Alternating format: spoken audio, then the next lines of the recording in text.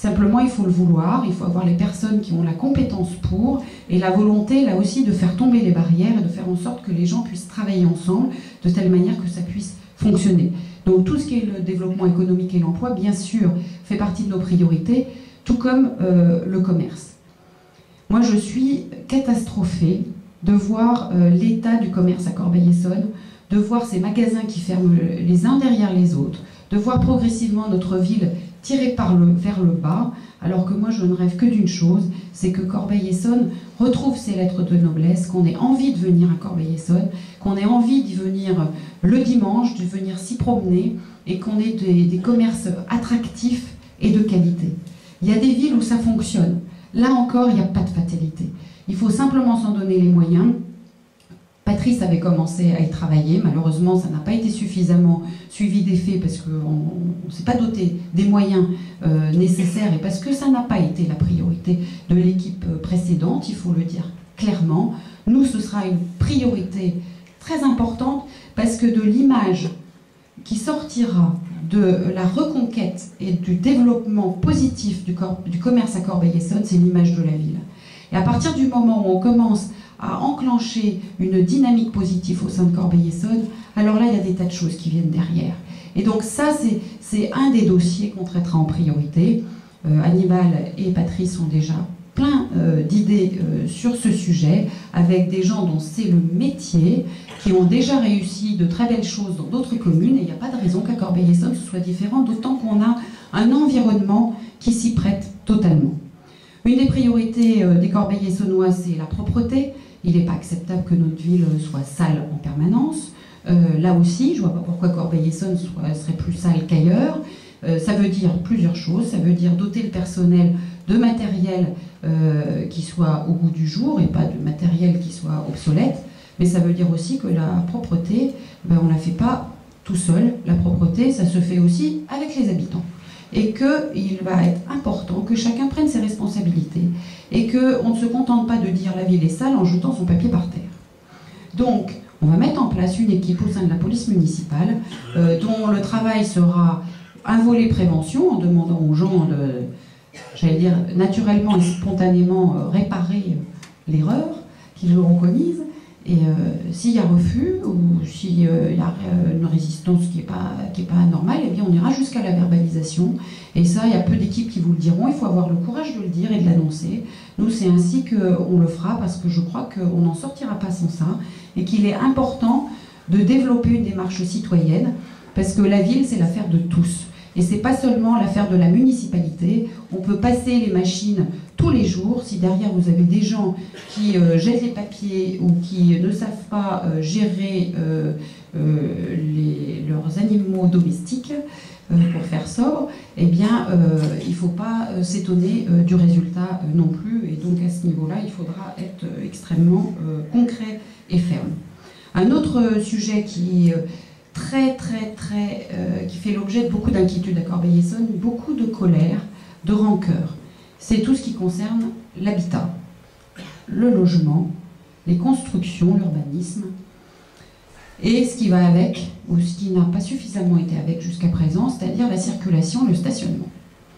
Jusqu'à présent, force est de constater qu'on a eu une vision extrêmement parcellaire de l'urbanisme à Corbeil-Essonnes, où on gérait les espaces libres, mais sans vision globale de la ville. Il nous faut réinventer ça, parce qu'au travers d'un plan local d'urbanisme, c'est l'avenir d'une ville qu'on dessine, et cet avenir, il faut qu'on le dessine ensemble, parce que quand on vote pour une équipe le 27 septembre et le 4 octobre, ou juste le 27 septembre, ça on verra, nous on a un projet de 16 pages, vous voyez, le projet urbain harmonieux en concertation avec tous, ça fait ça. Ben, si vous nous élisez, moi je ne considère pas qu'avec juste ce paragraphe-là, vous nous donnez carte blanche pour faire ce qu'on veut sur la ville.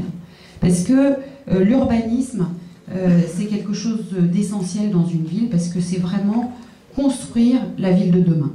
Et construire la ville de demain, ça se construit avec la population, en concertation.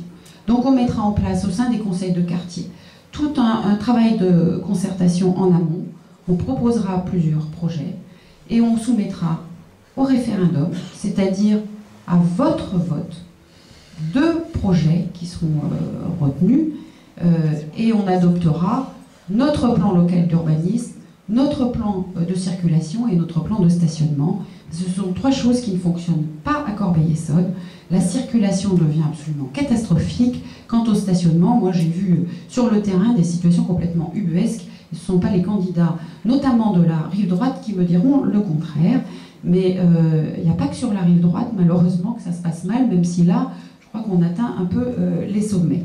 Mais globalement, ça ne fonctionne plus parce que ça n'a pas été pensé globalement et ça n'a pas été pensé avec une vision d'avenir. Je tourne les pages pour vous parler d'un autre sujet prioritaire pour nous, c'est tout ce qui concerne la Seine, l'Essonne et l'environnement.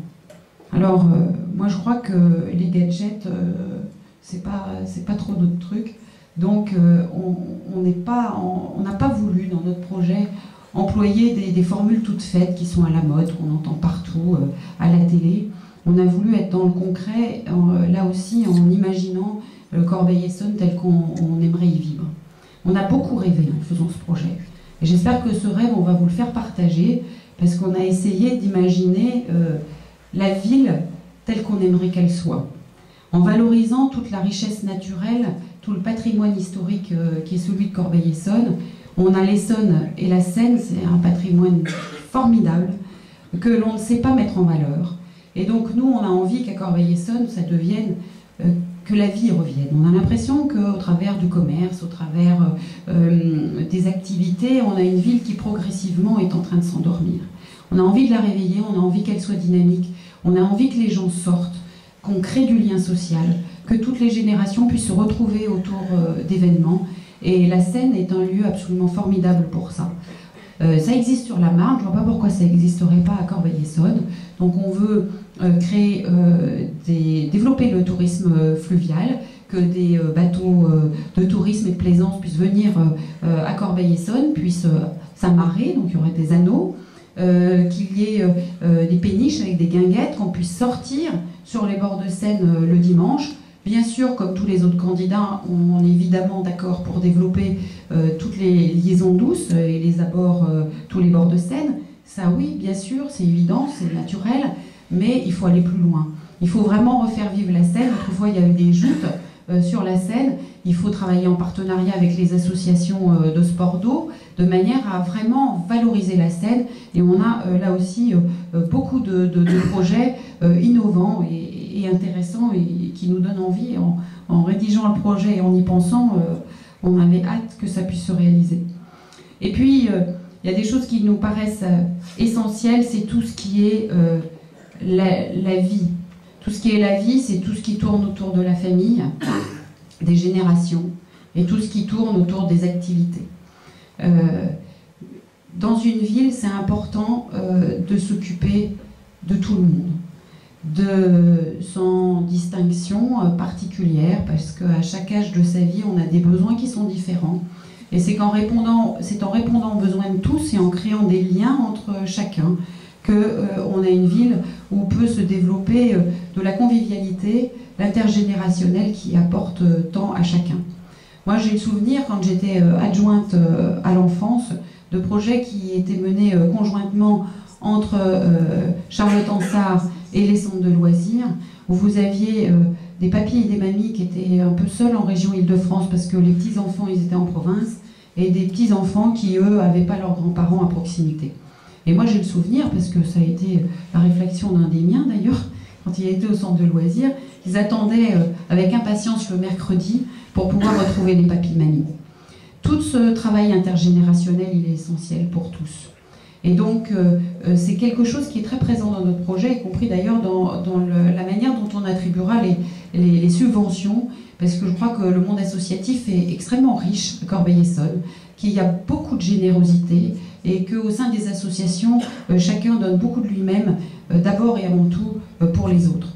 Et donc, au travers des projets qui sont menés, il faut que nous, municipalités, on soit incitatifs pour essayer de développer ce lien social, et tous les projets qui mettent en avant le caractère intergénérationnel seront soutenus par la municipalité.